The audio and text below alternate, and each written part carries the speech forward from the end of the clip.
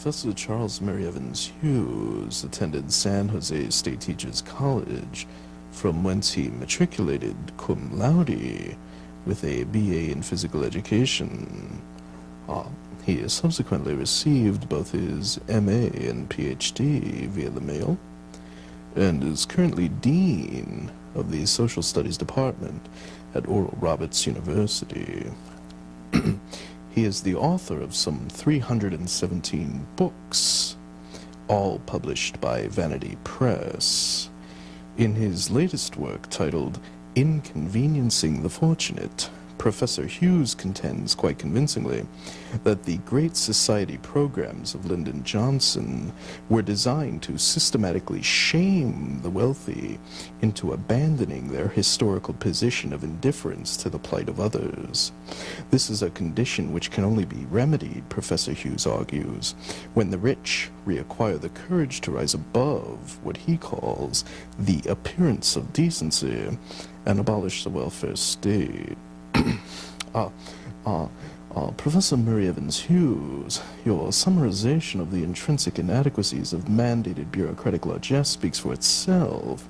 My question, however, is of a much broader nature, and will therefore be presented in a pseudo-rhetorical and Keynesian didactic mode, and it's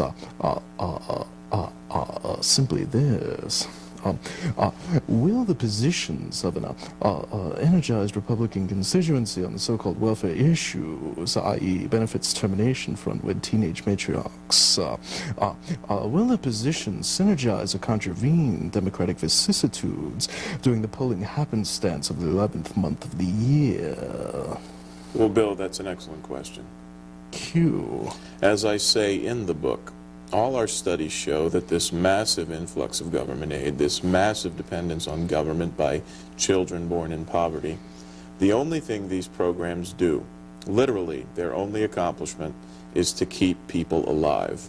Somehow these programs sustain and prolong life. Now, given that premise, the question for a conservative thinker like myself then becomes, would that 40, 50, 60, 70 years of life which these federal programs give the indigent juvenile their only chance of attaining, would these so-called less fortunate children have the same chance of surviving if we abolish the programs? Sure they would, wouldn't they? To paraphrase Flaubert, je ne sais pas ce l'instant, c'est j'avais cette. That's right, exactly. I use in the book the analogy of car ownership. When one purchases a car, one says, with proper maintenance, changing the oil, adding petrol when needed, I expect this car to last me 10 years. But that's not the only way a car can last for that length of time. For instance, if I were to procure a Rolls Royce and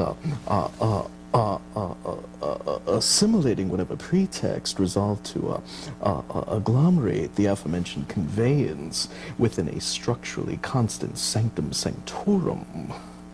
I'm sorry? If I kept the car in the garage. Oh, right. If you kept the car in the garage for 10 years and didn't run it at all, it would theoretically last 10 years. And that's what I'm saying about the role of government in the lives of poor children. Just because these federal government programs obviously work on the life-sustaining level, there's no reason why, if we abolish these government programs, these poor children can't theoretically live 10 years. Thank you, Professor Charles Mary Evans Hughes. Thank you, ladies and gentlemen.